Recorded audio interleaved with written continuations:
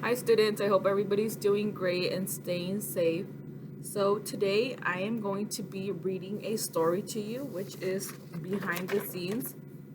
You should have this story in a packet you should have received or will be receiving. And this story is going to be helpful for you to complete your work from Monday, April 27th up until May 1st, which is a Friday. So please feel free to come back and rewatch this video as many times as needed because the assignments will require you to um, use information from the story. Therefore, I am going to read the story to you and this should be helpful for you. So it is Behind the Scenes by Elizabeth Keckley. Looks like this. Born into slavery, Elizabeth Keckley bought her freedom and started a dressmaking business in Washington, D.C. She became Mary Todd Lincoln's personal dressmaker and close friend. In her memoir, Keckley shares her memories of President Lincoln's assassination, which happened just days after the Civil War. So that part that I just read is the small paragraph at the front of the page. I'm going to move on.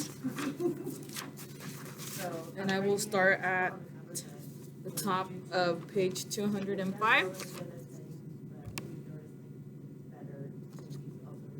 During my residence in Capitol, I made my home with Mr. and Miss Walker Lewis.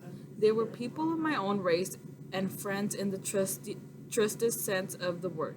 On Friday morning, April 14, I saw Miss Lincoln for a moment. She told me that she was to attend the theater that night with the president. Oh, memorable day. Oh, memorable night. Never before was joy so violently contrasted with sorrow. At 11 o'clock that night, I was awakened by an old friend and neighbor, Miss M. Brown. She reported the startling news that the entire cabinet had been assassinated and Mr. Lincoln shot but not killed.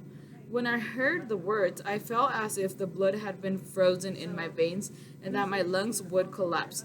Mr. Lincoln shot. The cabinet assassinated. What could it mean? Outside, the streets were alive with wondering, always stricken people. Rumors flew thick and fast. I waked Mr. and Miss Lewis and I told them that the president had been shot and that I must go to the White House. They tried to quiet me, but gentle words could not calm the wild tempest. They quickly dressed themselves and we went out into the street to drift with the excited crowd. So I'm going to move on to page 206. You can follow along or listen. We walked rapidly towards the White House. On our way, we passed the residence of Secretary Seward. It was surrounded by armed soldiers, keeping back all intruders with the point of the bayonet. As we approached the White House, we saw that it too was surrounded with soldiers.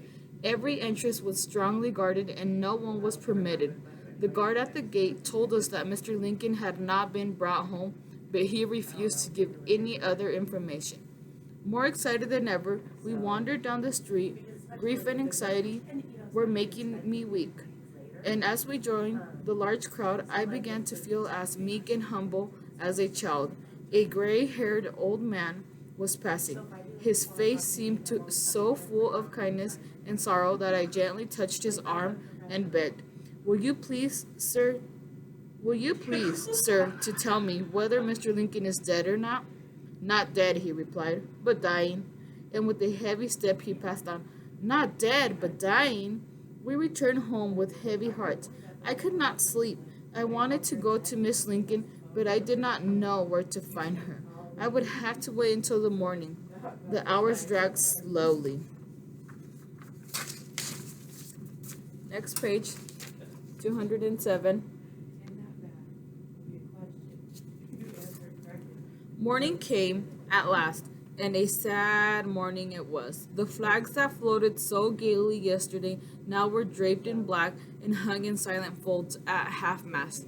The president was dead, and a nation was mourning for him. Every house was draped in black, and every face wore a solemn look. People spoke in subdued tones and walked silently about the streets.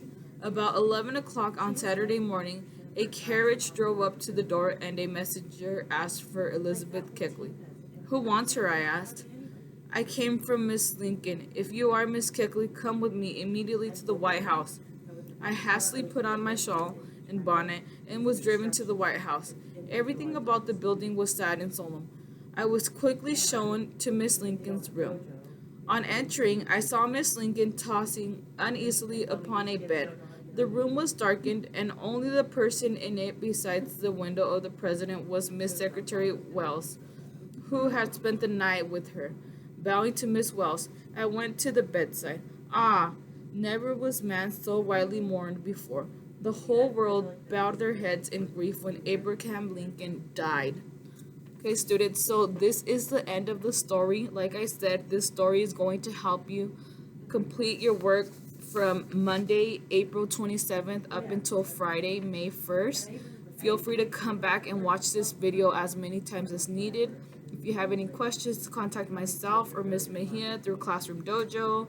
You can send an email. Again, when I'm reading the story, feel free to listen to it and also follow along. I hope you have a great day.